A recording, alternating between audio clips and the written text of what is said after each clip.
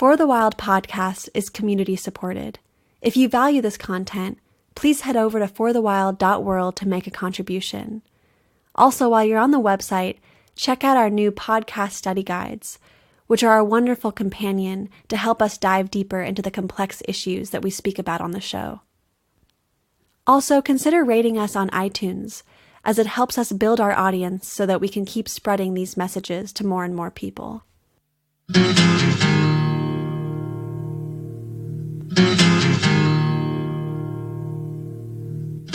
The silence is broken by somebody crying, trying to be heard, never a word. Always the attitude, sort out your own, always alone, wishing for something the world is denying. Out in the wilderness somebody's crying.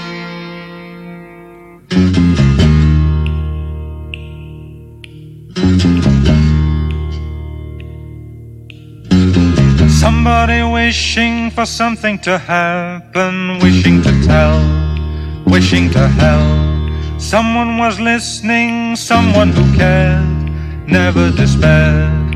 Someone to lean on and someone to trust, who needs your assistance and finds your disgust.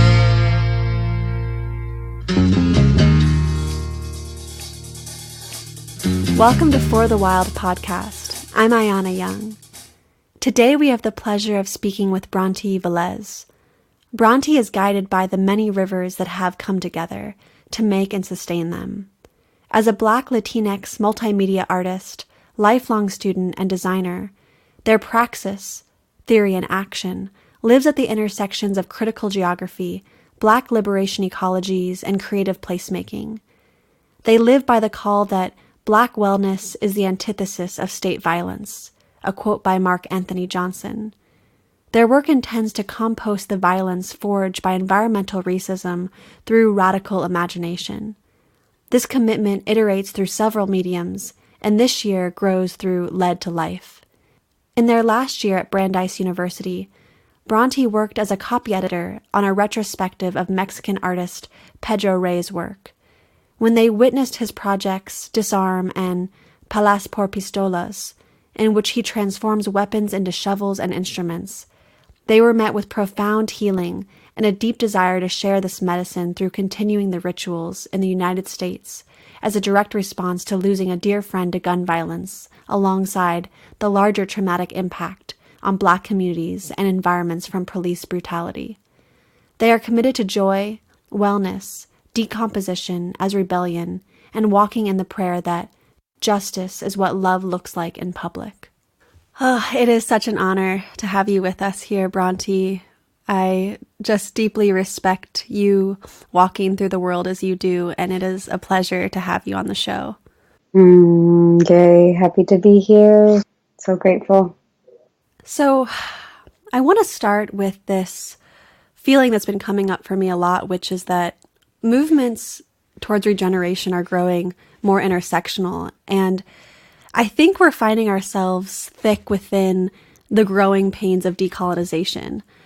There's a whole lot of work to work through within ourselves, with one another, how we treat, how we interact with our fellow humans and non-humans alike. I see these growing pains arise in many ways, and one being this circular conversation, or many types of circular conversations that leave our movement stagnant. Much of the way that we communicate, much of the way we listen, remains an expression of colonial mentality, which is competitive, self-righteous, entitled, aggressive. I think we all share a common pain and loneliness, but we also absolutely do experience the system disproportionately. And to lose sight of that is a dishonor to what we're trying to grow as a regenerative culture. There's a quote from Alicia Garza, who's the founder of Black Lives Matters, in an interview with Keeanga Yamata Taylor in How We Get Free, Black Feminism and the Combahee River Collective. And she said it so clearly, quote, "If we're going to change the way that we organize, we have to stop doing this. Like this framework of multiracial organizing is so sloppy because it allows us not to take responsibility for the ways that we also perpetuate the system, end quote. So I wanted to start by asking you, what are your feelings around these growing pains of decolonization? And how do you see us becoming better organizers? Wow. Okay. I think a lot of it is rooted in the absence of rituals to practice grief. And to me, decolonization is a death ritual, is that's what we're talking about. We're talking about letting go and releasing from what we thought, either for some people is what we thought we wanted, and then for others, what was imposed upon us and told made us citizens or worthy beings or value beings, or declared that we were, in fact, alive. And I think we're at a time in this concept of the Great Turning that it will require pain. It will require grieving. It will invoke sadness, because everything we thought was true, everything we were striving for is no longer, or now we know the impacts of what that old dream will impose upon the earth and other living beings. I think the growing pains with decolonization are valid. I think to be better organizers will require patience. And I think the problem is that the work is so urgent. So how do we metabolize that grieving process? What do we need to do to instigate that grieving process so that we can show up to the earth and to one another urgently and slowly? And how to find that quantum space to be here. And I think a lot of it can come through being transparent about the pain that we are in, and like being witness in the grief that it is to shift. I've been reading a book called Conflict is Not Abuse. The author is sharing that supremacist ideology and traumatized behavior reflect one another. And it's a contentious concept that those two things reflect one another. And I'm grappling with it while I'm reading the book, because I'm like, I deserve to be angry. I deserve to be pissed. I deserve to call people out. I deserve to not be patient. And at the same time, being able to sit with the ways these responses come from a traumatized place. And what do I need in community to support grieving the thing I thought I wanted, grieving this world I thought I wanted to be a part of, and being curious about what is possible and being okay with not knowing the future. This is why I'm really interested in decomposition as rebellion, as was mentioned, because it's decomposition as rebellion is saying, I don't know what is coming. I don't know what's happening. I don't know what is next. All I know is that I need to die. All I know is these things need to be laid to rest. That part I'm sure of. And how to just be committed to that, I think, is a powerful practice. I think a lot of what arises in these circular, conflicted conversations and the miscommunications sometimes is actually grief in disguise. And instead of there being spaciousness around grief, it seems that the colonizer mentality has imbibed even grief with competition. Grief is either compartmentalized or expressed haphazardly. It could be misdirected at others, which ends up only re-traumatizing and instigating more grief. And, tapping into our wells of grief is raw, and witnessing such can be uncomfortable. So I see this need for safe spaces to really grieve, where we can learn how to be around other people who are also deeply feeling their grief. So I'd love to hear your thoughts on how to create spaces for communal grieving that can recognize the inequities among us while simultaneously not demeaning anyone's trauma as lesser. Whew, yeah, that was the narrative of 2017 for me. Witnessing a lot of spaces where people needed to be witnessed, and the beauty the beauty and the vulnerability of transparency about, like, what I hear in the meta scream of grief competition is like, please see me, please love me, please support me. Somebody give me a hug. Somebody, please, somebody love the child in me. Somebody tell me it's going to be okay. Somebody, please help. Chaos. Everything I thought I knew was true is no longer true, and I'm struggling. And I see that. I see that need to be witnessed. At the same time, we're in an era of so much disparity. And so I think what's happening is this dance between traumatized response and supremacist ideology is that the earth is asking us to move into recalibrating balance. And in that, I moved to ecosystems where I'm like, okay, balance comes through an ecosystem, and that would require an ecosystem of support, an ecosystem of spaces where people right now, we need to be thinking about how to move on multiple timelines, because there's things that need to happen urgently, and there are things that need a deeper time and space to happen. And some people need to be there and some people don't need to be there, because realistically, we can't all be in the same room at the same time, truly in one room. We need multiple spaces to do that work. Someone reframed recently collaboration as co-liberation. Co-liberating, we need the ecosystems to be co-liberating together. And I think my struggle is that we often come into one space and believe that is the space where healing is only possible. And so we demand that of that space. We demand that of the gathering that says it's about grieving. And so we won't center the people who need to be centered at this time, whose deep, long, ancient history of marginalization, their voice and their practices and liberation need to be listened to, need to be heard, need to be amplified. To me, this work around grief competition can be grounded when we practice humility. This is a big thing I've seen in a lot of spaces where people aren't willing to be humble, aren't willing to listen, aren't willing to say, hey, what are the other spaces where I can get the tending that I need to? And in this space, maybe it's not my voice that needs to be heard right now. And how to be in that wisdom and discernment. And it reminds me of someone tweeting about during the whole All Lives Matter complex. That was definitely this thing we're talking about with grief competition. Someone tweeted like, All Lives Matter is like coming into a funeral and being like, I too have had someone that has died. And being like, wait, what? We're trying to honor our family. We're trying to just be with our family right now.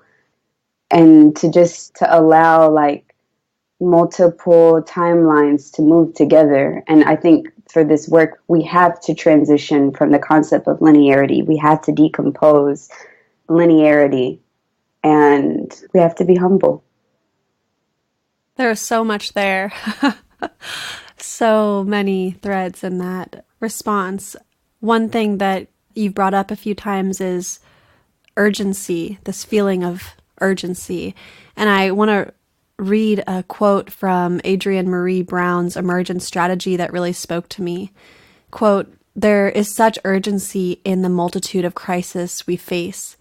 It can make it hard to remember that, in fact, it is urgency thinking, urgent, constant, unsustainable growth that got us to this point, and that our potential success lies in going deep, slow, intentional work. We need to go beyond having a critique, counter-analysis, alternative systemic plan for society. We have to actually do everything differently, aligned with a different set of core principles for existence, especially in movement building," end quote. And I'll admit, I definitely fall prey to the urgency, because while the urgency is real, sitting with this quote, it's good medicine in itself. Perhaps to respect the urgency, social, ecological, climactic of this time, we need to be slow. We need to be gentle. We definitely need to be intentional. And perhaps if we practice that, we'd be able to organize more righteously, more compassionately, with more potency. I don't know. What do you think?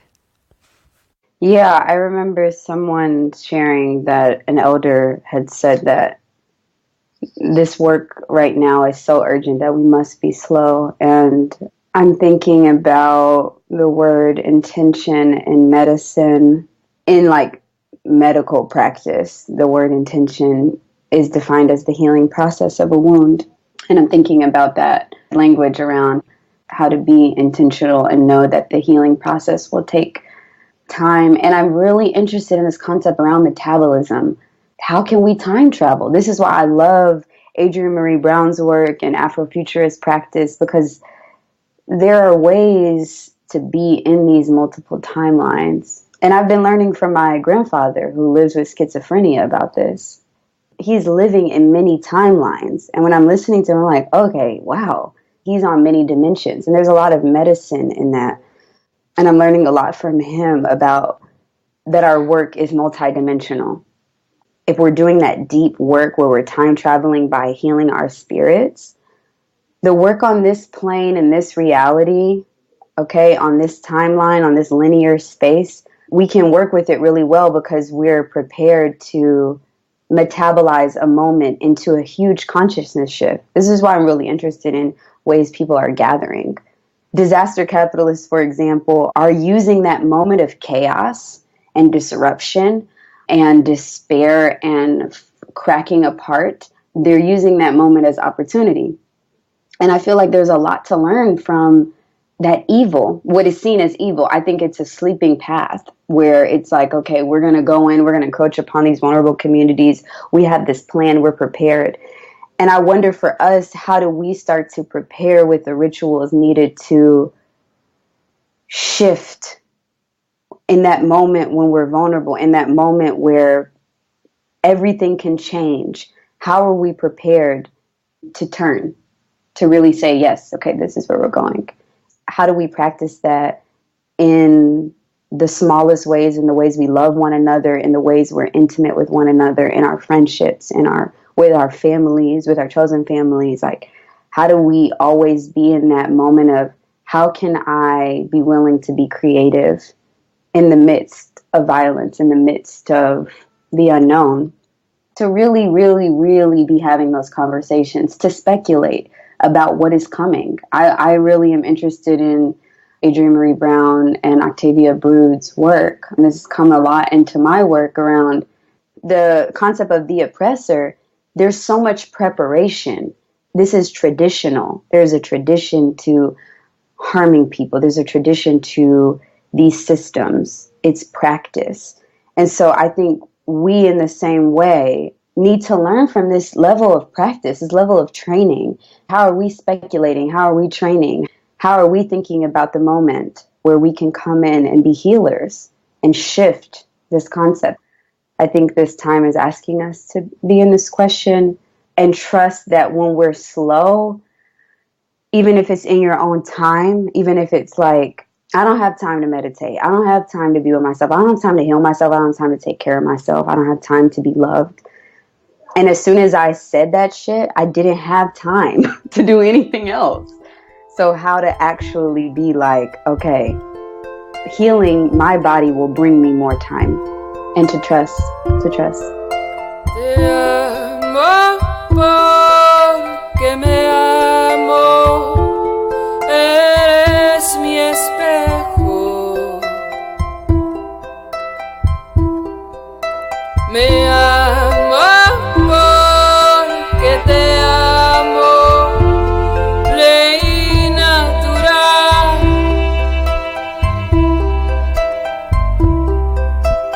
Dar es amar.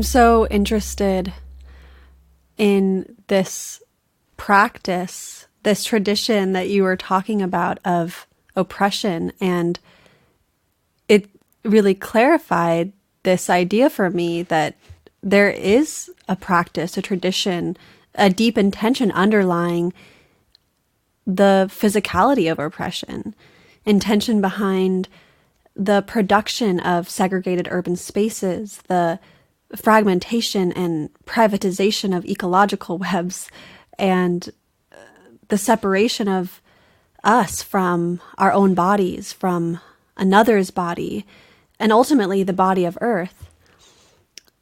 And I think about critical geography, this school of thought which you reference in your work, which speaks to such impacts of colonization and white supremacy on geography. Critical geography is actually a fairly new term to me, and I imagine it might be for many of our listeners as well. So would you define critical geography and perhaps share with us how your understanding of critical geography has impacted the way you move through space? Yeah, thank you. I would describe critical geography as how do we practice a deeper inquiry into the ways spatialization is experienced, and how do we inquire the ways mapping has occurred and the ways we relate to borders and the ways we relate to how we experience place and the ways then that we relate to our ecologies and who is where and how and for what reasons and how did they get there and what is the history of migration and movement, and also then peoples over time who have been in a place. Is that a choice? Is it a choice to be where we are?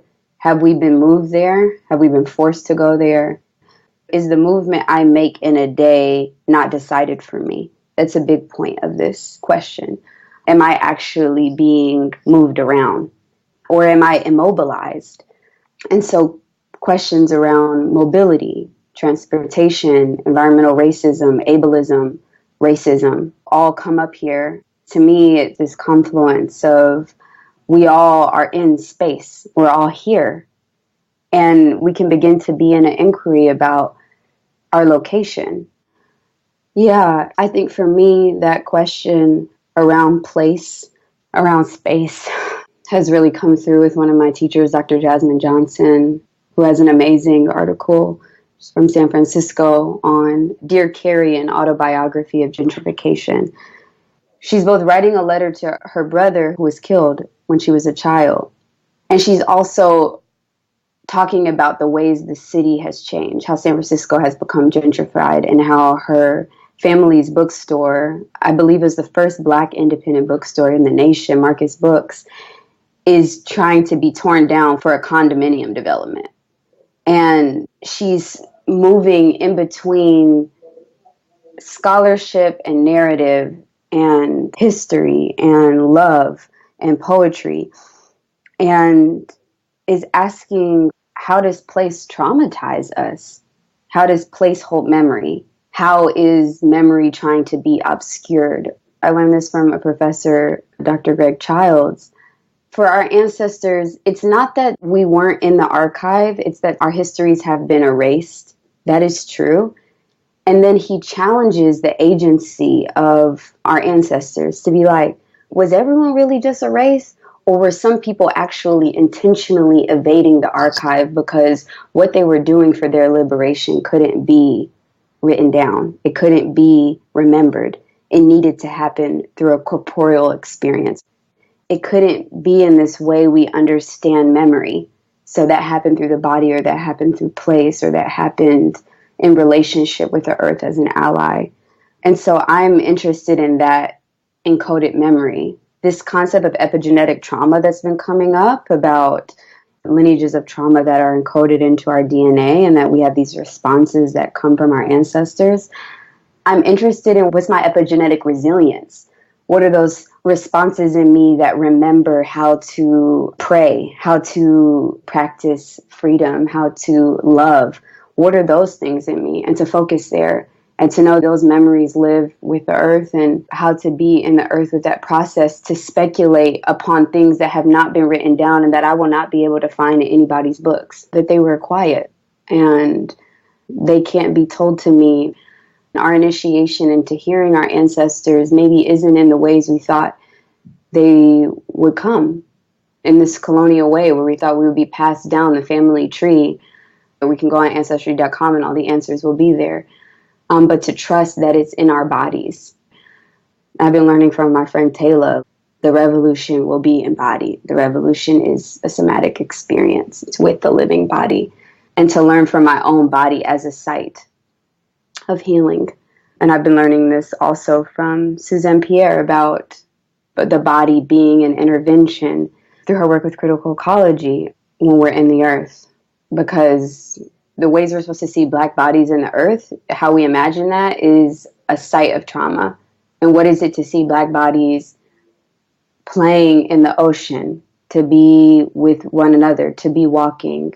The fact that just even walking itself or moving or just being in place is an act of intervention. Yeah, it's really deep. Well, perhaps continuing on that train of thought, there's this narrative that seems to be prevalent today that Black folks in America are alienated or estranged from nature, wild places, and the wilderness. And I'd love to unpack this a little bit with you, perhaps to begin by tracing back in time, the beginning of the relationship that people of color hold with the land and waters of Turtle Island was non-autonomous. And as the hands holding the whips, these wealthy white people were actually severing themselves further and further from the soil. And the bodies on the receiving end still lived in tune with the stars and the elements, right? Was wilderness not a refuge for those evading brutality? Did nature only become inaccessible in modern times? Like any story, so much is untold, omitted, or convoluted purposefully. So I'm wondering, what's your take on this historical narrative, and what are the stories you know to be true? The first thing I think of is watching a 2-hour kind of conversation between two Black scholars, Sadia Hartman and Fred Moten, at Duke Theological Seminary, in a series that Duke was holding called The Black Outdoors. And somewhat towards the end, it's very high theory. It's also amazing the ways Black people have had to practice academia and then shove it back in this way that's even smarter than it ever could have been. It's so deep. You'd be like, wow, this is amazing. I'll take this colonized form and I'll dance with this way of knowing. I'll play with it, and then we'll give it back to you so reimagined. And we'll show you how to be in question. And that was really deep for this whole 2 hours. And then someone in the audience, it was one of those people who actually doesn't have a question, but needs to be heard. And started sharing this narrative from this text, Black Aesthetics by Paul Taylor, about an archive where I believe enslaved folks from Senegal arrived to the port, and the trader is confused that they have stars and moons etched into their head, all these Black folks. And they're asking, why did they have that on their head? And they're like, they did that to themselves. And apparently these were people who spoke different languages. And I think about that moment at the bottom of the boat, what scholars talk about with transatlantic time, and that period of time shift for Black people coming into this place. And the language that you use, alienation from nature, it has been an alienation. It's you literally coming as aliens to this other world. And this moment of literally carving into the body the memory of the stars, wearing it. I'm imagining these people looking amazing, coming off this boat, what y'all about to do? We're wearing this. That moment is so deep for me. And that to me is what's true, is that even if it wasn't etched in that way, people hid seeds in their hair, seeds in their bodies. People hid memories in their bodies. People protected things. People practiced quiet in a way we can't imagine. Michel Trujillo, he talks about the language of unthinkability, that it's unthinkable for many archivists to imagine that Black people experience joy, for example, during slavery, or that they experience freedom, or that they sat and were with the sky. And there's a thing Toni Morrison talks about of Phillis Wheatley, the first published Black poet. She says, if Phillis Wheatley writes something about like the sky is blue, people are going to ask, what does a blue sky mean to a Black slave? And that there's always that relationship between the body and the earth, and that can't be separated. Often we are separated from nature physically through design, through the ways cities are designed, that actually does become inaccessible to us. So that narrative is true. And time as a act of colonization, which also comes through disrupting natural rhythms of time and the history of how slavery was practiced, and the carceral system of time with the idea of people doing time and taking people's time away, that prevents people from being in nature. You're not about to go to the woods at night. You've been working all day and now you're about to go to the woods. Like, people got to work on the weekend. It's just like there's not that rhythm. There's not that availability. It's not that Black people don't want to be walking around and be in the earth. People know. It's that relationship is taken away from us. And so I'm interested in like remembering that it is true that we've always been in the earth. It's true that we changed the fabric of the soil here. It's true that we developed the agriculture that has happened in the United States. We developed the system of capitalism. We didn't develop it. We were able to fuel what is now known as America through our bodies. We were traded as currency. And to feel that current, to feel that energy and that power, and to reimagine, to trust that my ancestors, they were taken because of how much wisdom they held. And to remember to challenge how we read archives. This is what I did with my thesis at Brandeis. This woman, Eliza Pinckney, a white woman, South Carolina, is able to adapt indigo to the backcountry. It becomes one of the biggest cash crops after rice in the mid-18th century. Did she really do that alone? The way it's archived is she is one of the first great agriculturalists of the colonies. Then I start to inquire, how do I challenge this narrative? Is this true? And then I started reading her journals, and she inherited 3 plantations from her father, the lieutenant governor of Antigua. And she's saying she wants to adapt indigo and she can't get it to grow. And so she's asking him to send someone from the West Indies to support her. That's a moment where a lot of speculation then can be opened up, where you can start to read against the archive. This is how I learned from the salmon to move against what I've been told, to just keep moving against the way the salmon have that memory of home, to be like, I know that this ain't true. I know that I have these things in me of where home is and what is true and how my ancestors were moving with the earth. And I'm going to listen. I'm going to start listening, and I'm going to get out of the distraction that we weren't with the earth and recuperating that narrative. Steal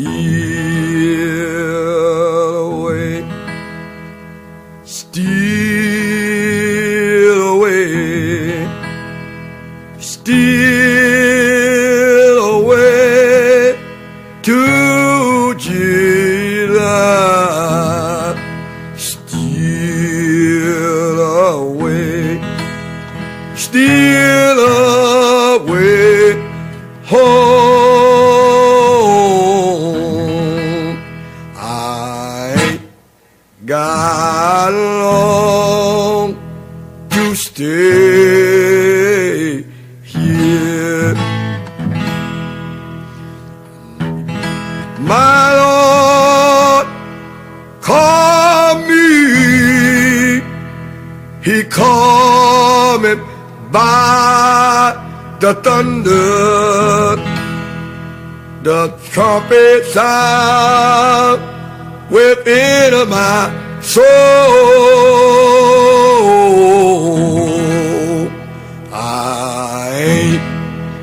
got long to stay here.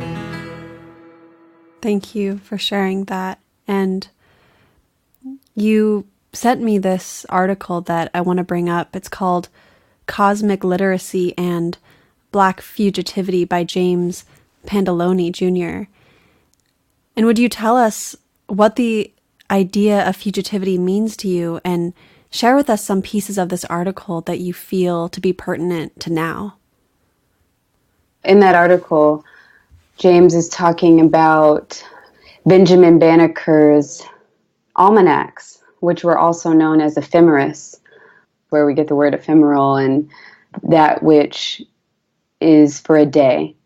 Then the etymology of journey is also one day. Ephemeris is also that concept of disappearing, of letting go. And I've always been really moved by Benjamin Banneker making these almanacs and then like encoding them with these other work around Black liberation. And in the article, he's also talking about Nat Turner knowing that there would be a sign in the stars. And I think about Harriet Tubman and many other folks' relationship to the North Star. And I think about this practice in celestial navigation and, this concept of cosmic literacy. And something I have been writing about is decolonizing literacy. Oftentimes it's written that Harriet Tubman was an illiterate slave. And so what I want to say is a lot of scholars talk about moving out of the concept of calling folks slaves and making it an active term, activating that word more out of the noun into the action that was happening upon these people, so the enslaved. Instead of being like, this person was illiterate, actually, what literacy did she have? Wow, this illiterate slave was able to, get to freedom. That's because she was literate. She was literate. It wasn't your literacy. Oh, but Harriet Tubman was literate. Harriet Tubman was literate in the stars. Harriet Tubman was literate in the soil. Harriet Tubman was the only woman to lead a military operation during the Civil War. Like, we just skip over that. We just imagine this is just this person freeing people willy-nilly. Like, this was happening in the wintertime. This was happening at night. This was happening when it was cold. She was also a nurse in the Civil War. So I'm always like, this person was a herbalist. So how do I start to read how she knew plants? How she was a coyote? How do I start looking at the way she experienced a master threw a piece of metal at another enslaved person and it hit Harriet in the head. And so she was known to have had a brain injury from that experience. It said that she had hypersomnia and that she would fall asleep uncontrollably. She was moving via her dream world the way Spirit and God were telling her these roots. And so I'm just like, wow, okay, that's another kind of literacy, to have a spiritual literacy, to have another relationship to time in the gravity of faith, to know that another way is possible, to be literate in imagination. When we think about the context of where Harriet Tubman was, to say that you're going to be free is like so deep, to decide you're free. And then to make sure that everybody else is free with you. That's like, okay, whoa, that really humbles me. And Nat Turner's work with Waiting for the Sign from the Stars, it's like, okay, we're going to move as Black folks across the earth in the same time that the sky becomes black. So they were waiting, they moved on the eclipse. And so to think about what Martin Luther King called cosmic companionship that we have, that is with us, that the stars are with us, that the sky is with us, that the earth is with us. That I'm thinking of Alice Walker's writing, but in truth, the earth itself has become the nigger of the world. And what it is to be like, okay, we're both this. What happens to the earth happens to Black people. And what happens to Black people happens to the earth. And to find that communion and witnessing. And I've had this experience where I was out here and these fires in California, and these fires are happening, and I was inside of an oak in Los Padres National Forest, and I started weeping, and I was just like, dang. I just felt like the earth really needing to rage, only because we took away the folks who tended fire in that way for the land, where the land learned to burn. And this pain and this tension of like, that serotiny has to happen, this idea of things germinating by fire, that it's a process that has to exist. And to trust in this process, and then also to see the earth in that pain of trying to come into balance, and it having to be so painful, of it having to be violent, and that we're so imbalanced. We've taken the earth so out of balance that the only response is this way, because the earth is also metabolizing their healing. And I just see the earth in that process of what we've done, and just learning, and just humbled, and just really humbled. I think a lot about how the earth has been used against her or their Black and brown children, and how painful that is for both the children and the earth.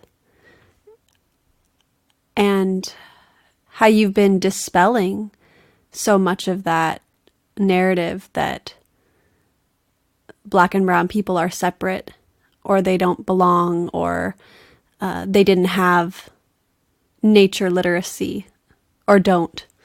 And seems like if we're talking about the biology of violence, we need to also be talking about psychological or community healing and physical healing. And to do that, we need to talk about the way the system is designed to keep people poisoned and unhealthy.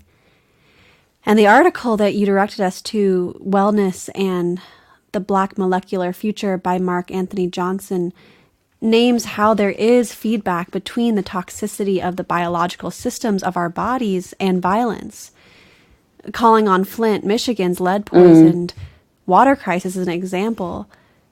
So would you speak through your knowledge on the physiology of violence and how a physical lack of wellness and lack of access to wellness limits communal healing process?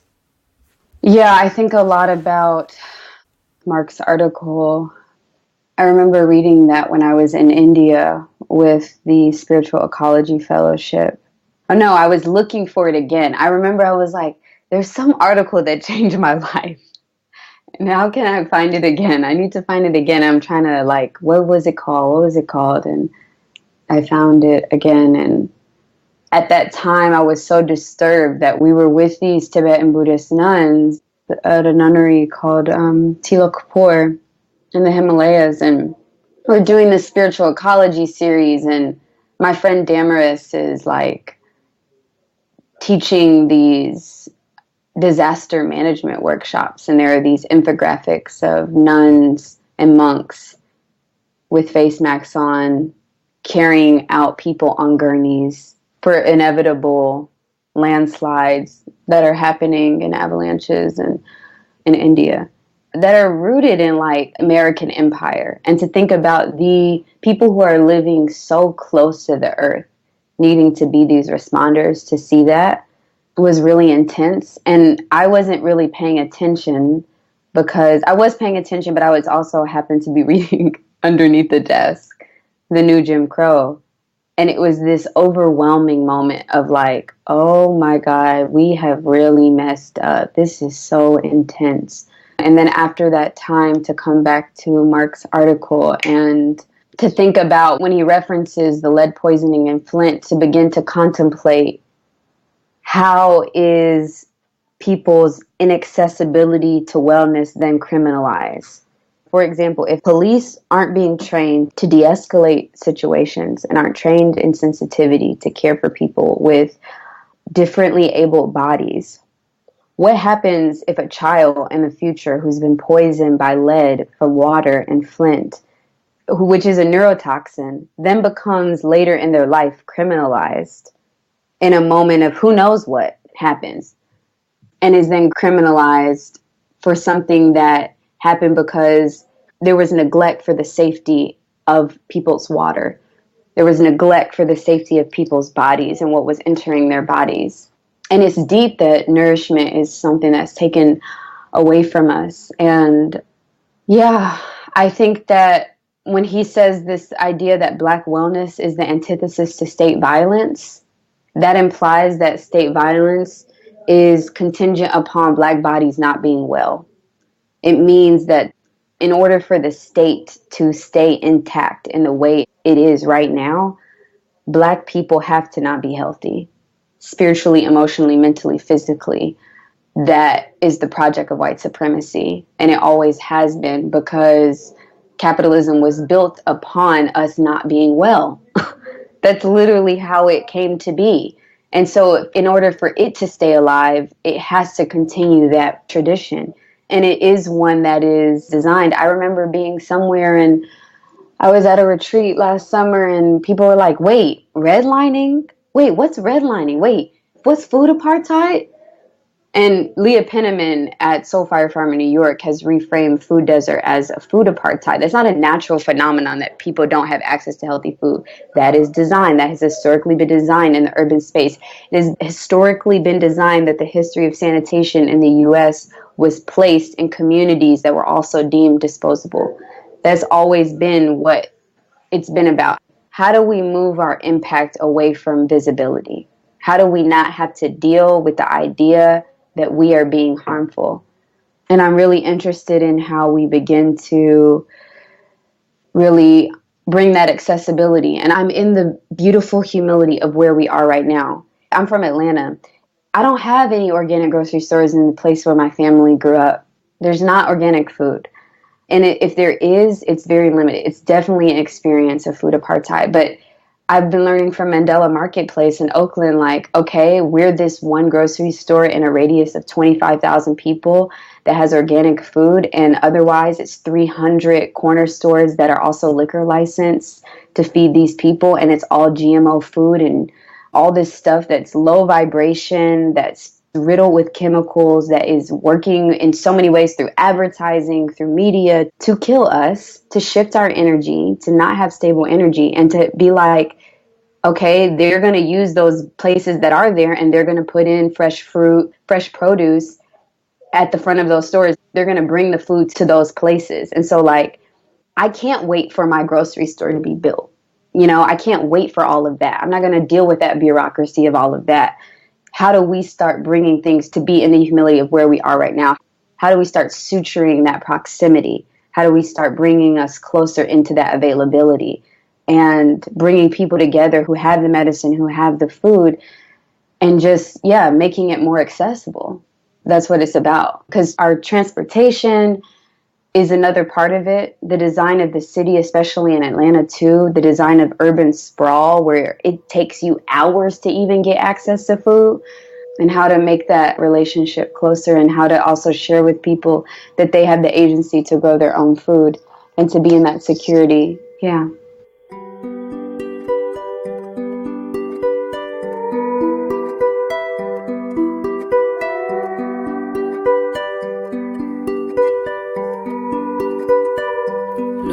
Escapar la arena movediza,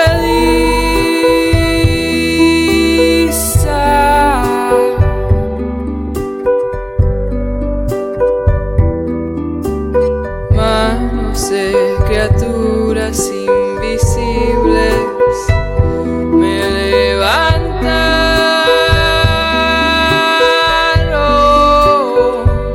Sobreviví para contarlo.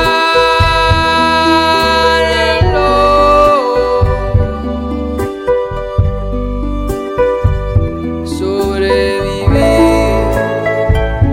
para ser feliz y para ayudar.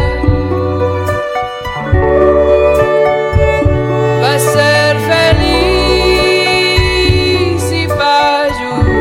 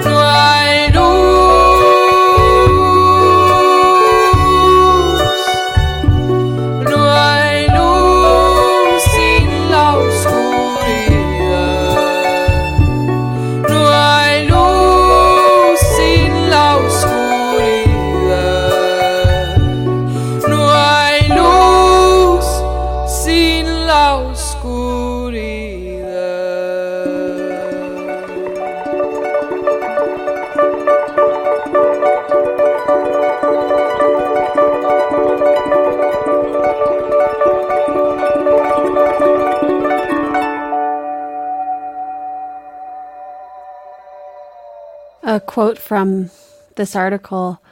This toxicity has been linked to impulsivity and criminality, which invites us to deepen our analysis of criminalization and complexify the compassion we have for folks who are being locked up and who, without intervention, will be incarcerated in Flint. It requires an understanding that violence can and has been produced in our communities on the level of physiology, end quote. And he goes on further to discuss how our diets interact with our neurotransmitters, influencing our mood, cognitive functions, stress responses, etc., and how the diet of the incarcerated and the poor, which is high in sugar and low in nutrients, depletes neurotransmitters, and how this, quote, creates physiological grounds for depression, anxiety, and aggression.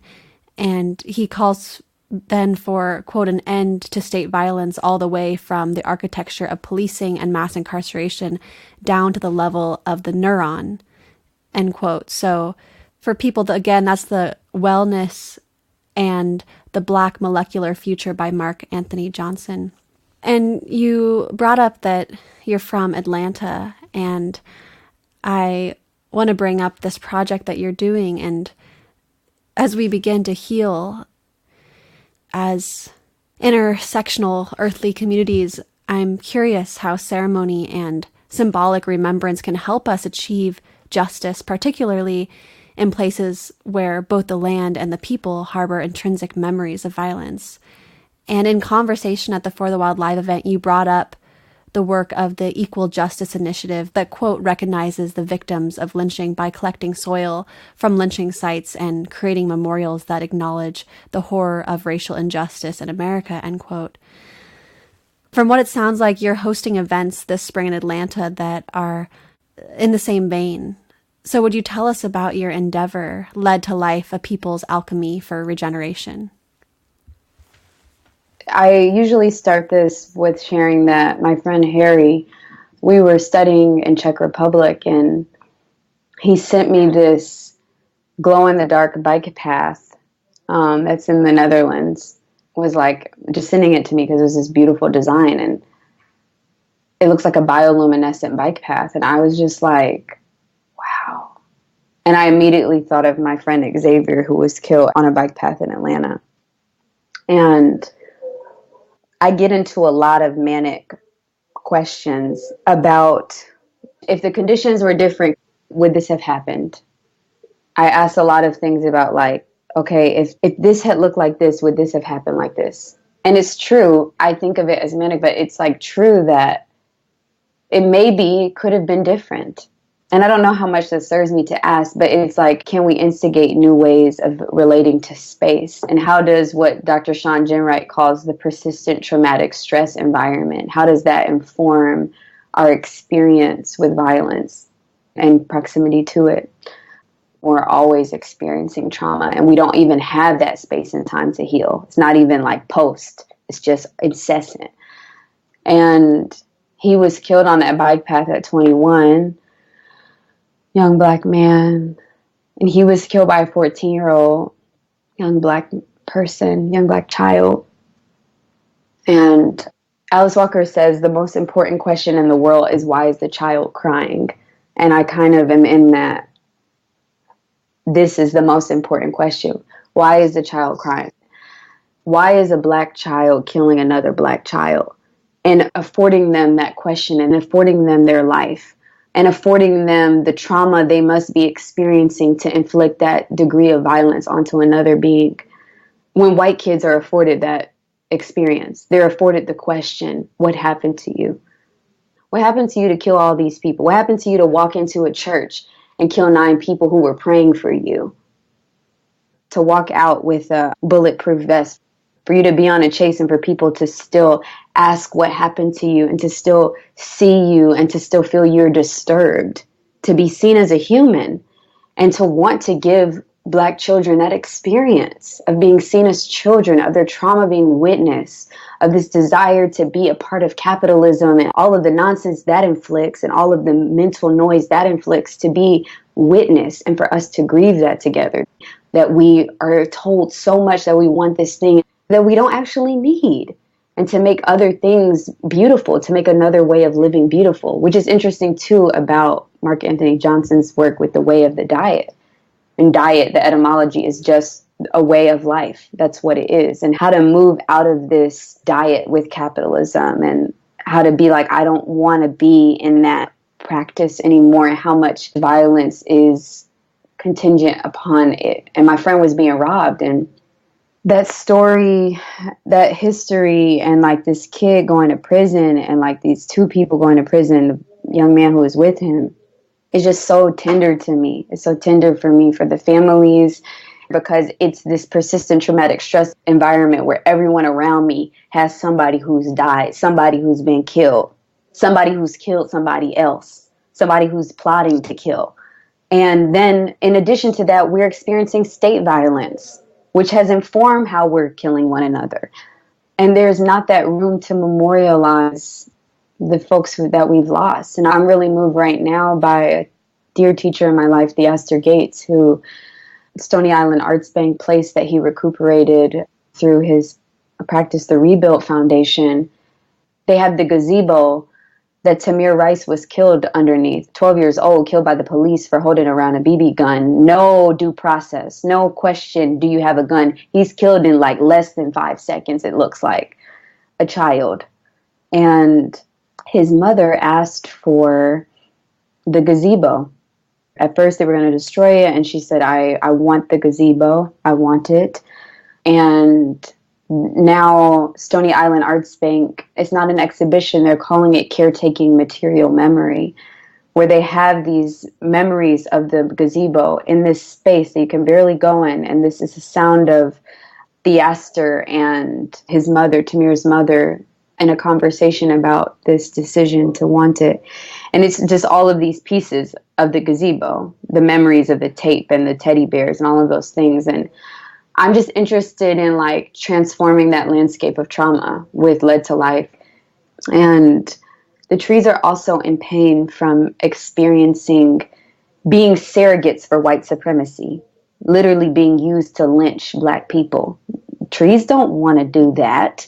And to be in that allyship with the trees and that accompliceship with the trees and with the soil, to know that the soil doesn't want to have to take young Black bodies so early, doesn't want to have to bring us into these unnatural deaths, wants us to come when we're supposed to come because we've lived. And so I'm excited about gathering the healers in Atlanta that I really respect, who've healed my body.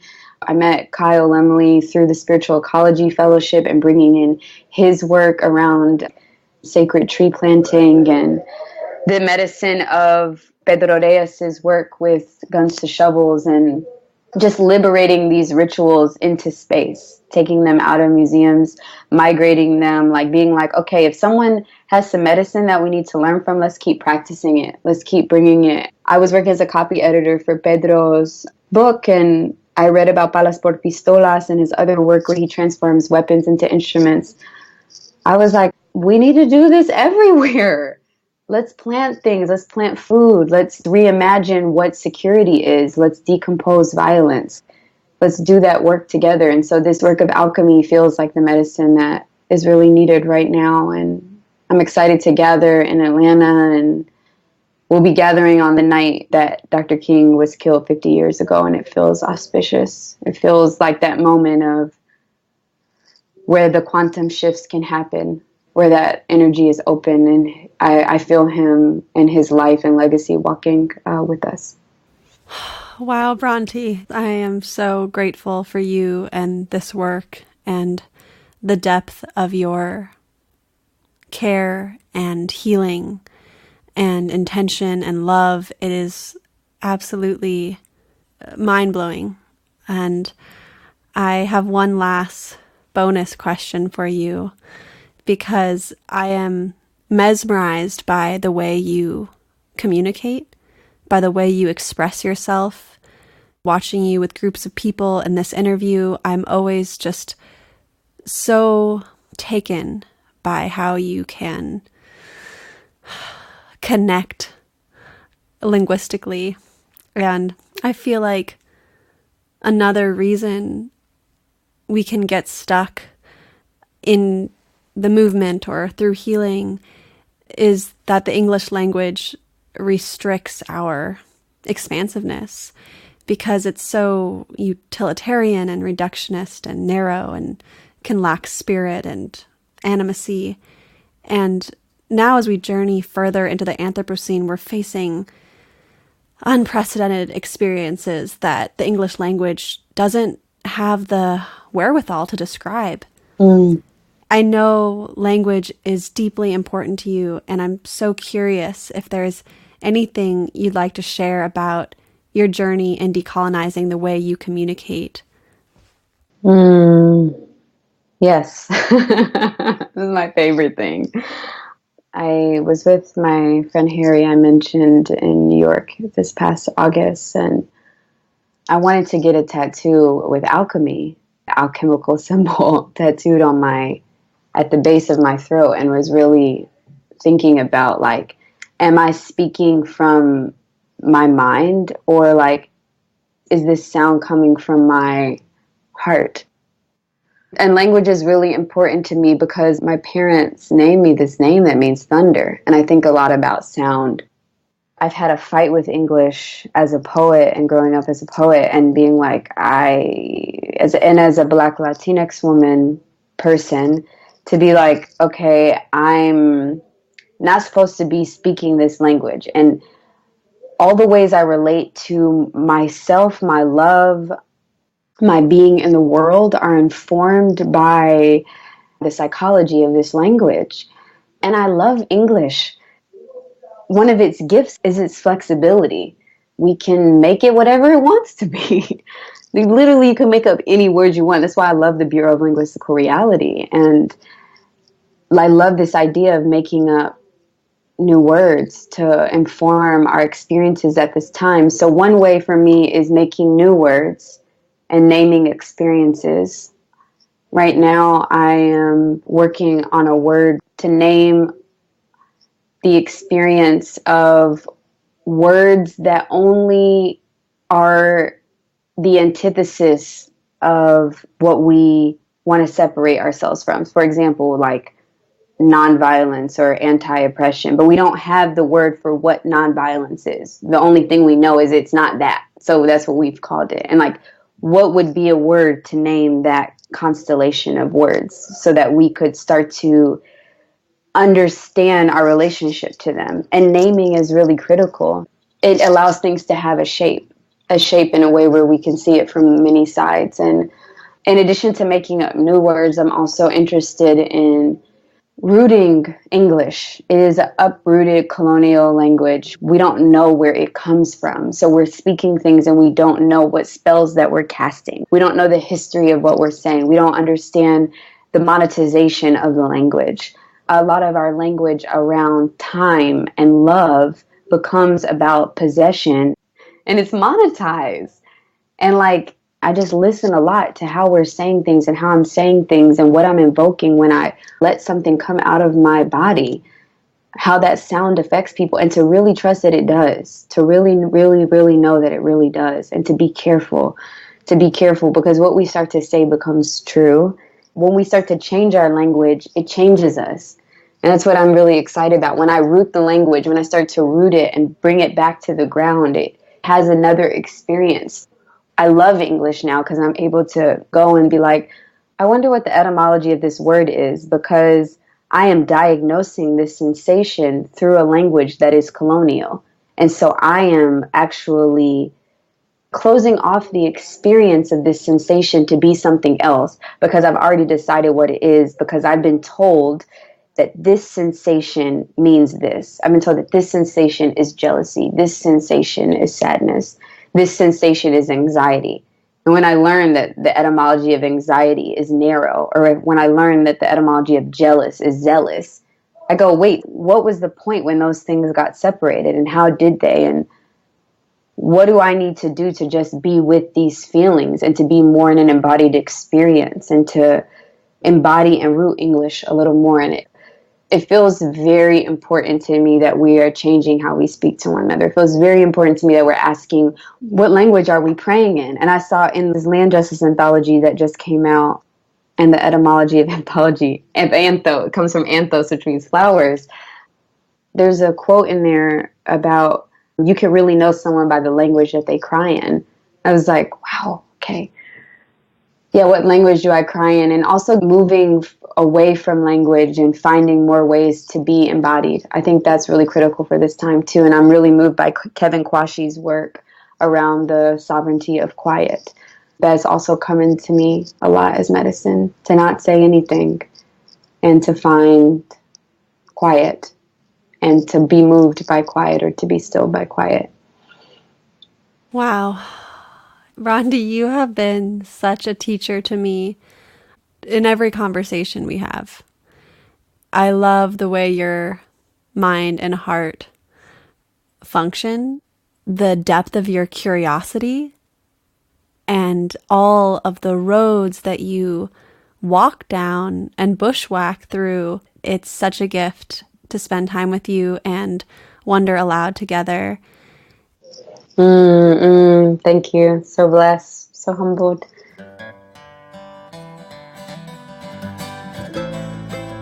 Thank you for listening to For the Wild podcast. I'm Ayana Young. The music you heard today was by Maho and Reverend Pearlie Brown.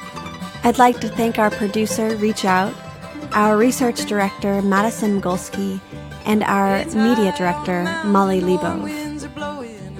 And please leave us a ratings on iTunes, as it helps us build our audience and spread these messages. And also check out our new study guides on forthewild.world and let us know what you think.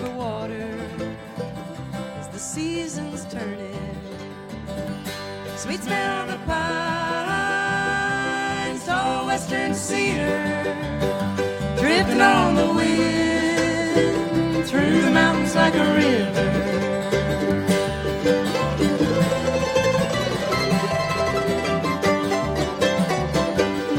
I've been too long away from this wild open sky on the concrete trails that wind through the canyons dark and wide. The sounds of people talking, words of blue and gray, smells of doors and windows closed against the day. Sweet smell of the pines, tall western cedar, drifting on the wind through the mountains like a river.